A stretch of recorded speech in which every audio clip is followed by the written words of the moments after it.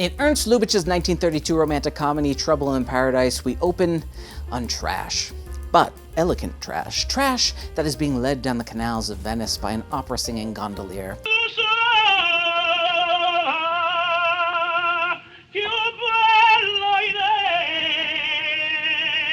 And I think elegant trash is a fitting way to lead us into this film, where we meet the Baron, played by Herbert Marshall, preparing a romantic evening in his swanky hotel suite. The Countess, played by Miriam Hopkins, arrives, nervous that any of the guests at the hotel might have seen her coming up to his room. Think of the scandal. As the two continue their affair, we see the aftermath of a robbery that has taken place at the same hotel. A mysterious man has duped Francois Philibert and stolen 20,000 lira. As it turns out, that mysterious man was none other than the Baron, who isn't the Baron at all. He's the great thief Gaston Montesquieu. Baron, you are a crook. You robbed the gentleman in 253, 5, 7, and 9. May I have the salt? Please. Thank you. The pepper too? Oh, no, thank you. You're very welcome. And the Countess he was seducing, she's also a thief named Lily. Countess, you are a thief. This whole opening sequence is a masterclass in filmmaking. The amount of exposition and character development he gets out in a relatively short amount of time, all the while keeping things thrilling and very funny, is incredible. Lubitsch also throws in this bravura shot, which I imagine was done with a miniature hotel, with cuts here and here, to transition us from the crime scene to the meet cute of our two conniving lovers. We also get a nice little bookend as we cut back to our floating elegant trash. The thing that really carries this whole scene and brings it all together is the chemistry between Marshall and Hopkins. They are perfect together, and the biggest problem with this film is that we split them up and spend most of our time getting Marshall and Kay Francis together. Francis plays the heir to a perfume dynasty, Mariette Colette, and after having her very expensive... Any woman who spends a fortune in times like this for a handbag, fooey, fooey, and fooey. I must ask you. Эндозулио Троцкий said, каждая дамочка, которая тратит состояние на шелковые сумочки, это свиное рыло. And that goes for you too. That guy might be my favorite character in the whole movie. Gaston and Lily steal her very expensive handbag. When Mariette puts out a reward for returning it, they decide that they could make even more money that way, rather than hawking it somewhere else. Well, it's worth 40,000 at the most. She paid probably 60,000. If I sold it, I would get 5,000. Well, darling, then I'd be honest about it and return it to the lady.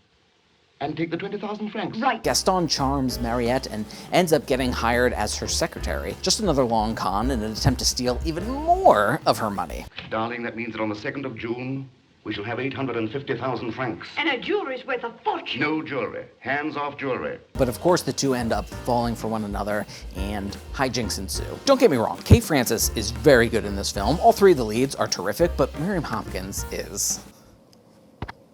I mean, she's just Miriam Hopkins. She's so good, and I think I might be a little in love with her. I think that might be part of it. I just wanted more of her in the film. I think all three of them are playing these really unlikable characters. Frances, to me, comes across as this shallow, vapid heiress who thinks nothing of her wealth during the Great Depression. First you lose your bag. Then I must lay my checkbook. Then you use the wrong lipstick. And how I handle my money. It's disgraceful.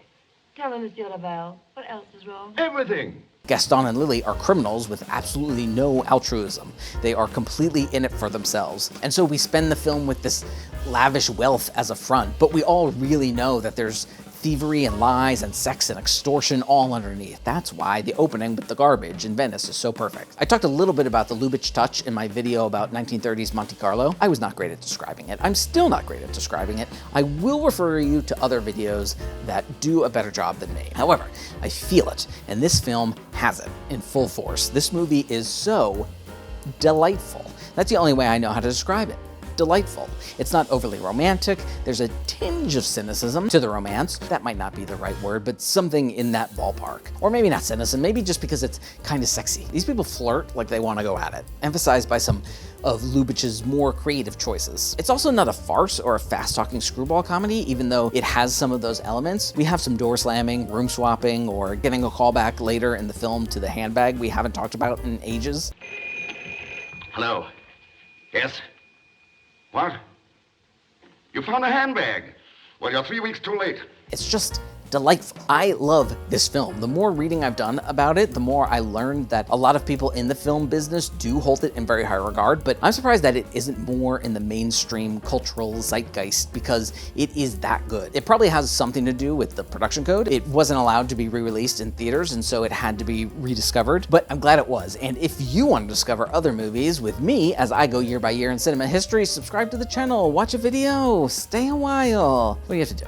What do? You gotta do work? Forget it. Go watch something old other than me.